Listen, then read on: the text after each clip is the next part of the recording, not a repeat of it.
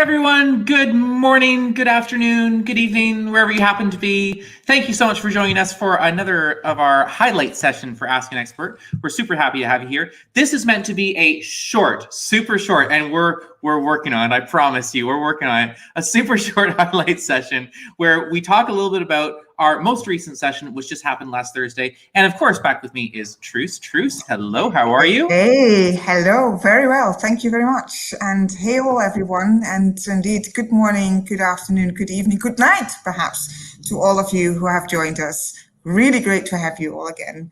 And it's also such a great opportunity to link the wonderful session our own co-worker, Yolanda van Ginkel and indeed Damilola Ogunbiyi hosted last week, only a few days ago, on renewable energy, because the previous session ended actually about the great opportunity we have to start developing cold chain, which are so important for vaccination, to start developing those in a powered by renewable energy. So what a great setup for indeed the Ask an Expert session we had last week with Damilola. And Damilola is the CEO of one of our partners, and that's Sustainable Energy for All, SEforALL, also abbreviated.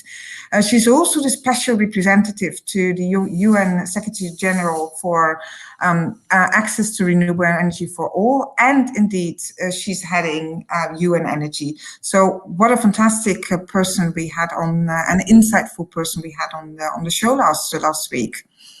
Talk about an incredibly inspiring woman to have. And yesterday, of course, being International Women's Day, great opportunity to mention that.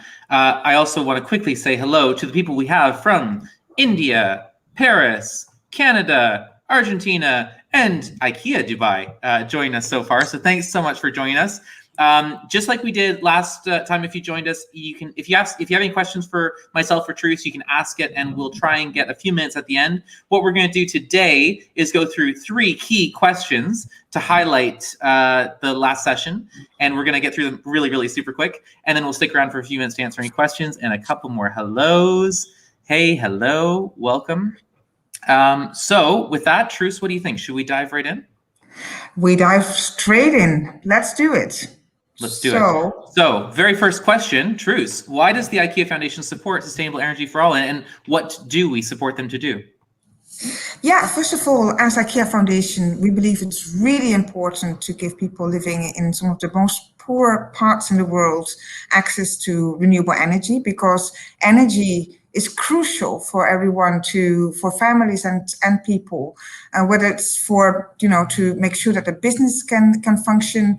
It's crucially important for farmers to be able to store their harvest longer in their cold rooms, so that they don't have to sell it straight away or let it go bad. It's also very important for children, of course, to be able to study once the sun has set. So we see this as a crucial element for livelihoods and for people and family to improve their incomes and their family assets. Right now, however, the situation is that millions of people are left behind. They don't have access to renewable energy or to energy, full stop. And so we're working with inspiring partners like Sustainable Energy for All and others through our grant making to be able to tackle this huge challenge. And so we've been working with SEforALL since 2018. And what they do is they provide technical, financial, but also policy support to governments, so that they start prioritizing energy and access to energy in their government. And we have been committed to enabling SEforALL to do this through a grant, which is $7.5 million for 5 years. And this is all about to make renewable energy more accessible, easier, more efficient, more sustainable, of course, and last but not least, more inclusive for communities. You are on mute. Oh my goodness. Sorry. I'm not supposed to do that. Wow. It's no, I was just saying, one of the most heard expressions. You're on mute. It is, I think, the most popular. Yes. A little crazy. Okay. Anyway, Absolutely incredible, amazing organization, and Damilola herself is an incredible person, so we're so privileged to have her on here. But tell us, Truus, what was really interesting about this session? Well, first of all, I think the whole notion of renewable energy, often when we think about renewable energy, we think about investing in solar panels or other energy efficient measure in our homes so that maybe we can save a little bit on our energy bill. But what we don't realize sometimes is that, again, access to energy is crucially important for families and people to develop more income so that the families, the children can benefit, so that they can have the business with, for example, a small shop having a refrigerator to keep the drinks fresh for customers, or the cold storage room for farmers. So it's crucial for their livelihoods. It's crucial for their children to be able to grow up and to be able to grow up and to develop their livelihoods in a more sustainable way. So I think another point to make that clear is the example Damilola gave. Is that often when we think about energy, and of course everything is powered by energy. We couldn't be able to host this session today if we didn't have energy. But one of the examples we used is that right now more energy is actually spent on keeping video gamers going in the state of California, in the USA, than the whole country of Senegal. So that's absolutely crazy. And one of the other highlights, I think, of the session was the ability of Damilola to connect her, and we will hear her saying that, to connect her own personal drive, why she feels energy is so important and renewable energy is so important through her own experience when she was younger, and we come to that a little later, but also being able to reach and influence governments by listening carefully what the needs are of the country and what the needs are of the communities they're serving, and really understand what is the business case underpinning this. So that's this ability of both indeed relating this to a personal story and to influencing governments, I thought was very, very powerful. And maybe there's an opportunity to listen to Damilola herself. Let's hear her. And the nurse told me one day, and she said, do you know that it only takes 7 seconds for a baby or mother to basically die during a major operation, and there's no generating set you can turn up in 7 seconds, and that has always struck to me, and it was also always brought the urgency to me as well. I think we really forget that, in a place where we can just flip the switch and expect light to come on, that's not the reality everywhere, and reliable energy is so important. Yeah, and I think there's so many of these stories at the individual level, which many of us will know working in this sector, of course. So I think very powerful, but at the same time, as I said, and that is what's giving us reasons for hope, is when Damilola makes this call to governments and policymakers. The business case the economic business case is very strong. So it's not only a personal drive, but if you look at investing in jobs in renewable energy, on average, those investments give actually 3.5 more jobs than if you would make that same investment in fossil fuel energy. So in addition to that, there's also very important livelihood opportunity for women. When you invest in renewable energy, possibilities, employment possibility, income generating possibilities for women, we talk about 59% additional income opportunities. So really, really strong business case to do this. And if you look at, and that's the second reason I would say for hope, and which makes me very optimistic, is that some of those great energy innovations are actually taking place already in Africa. She gave the example of Nigeria, her own country, And I would definitely encourage you to go and hear her say that, give that example.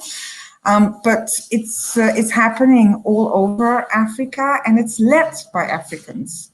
So I think that's a beautiful reason for hope. And a third reason for hope is that young people are so eager to drive this. And an example of how sustainable energy for all is encouraging this is the campaign they are about to launch, so stay tuned and look for it. It's called the Be Bold campaign.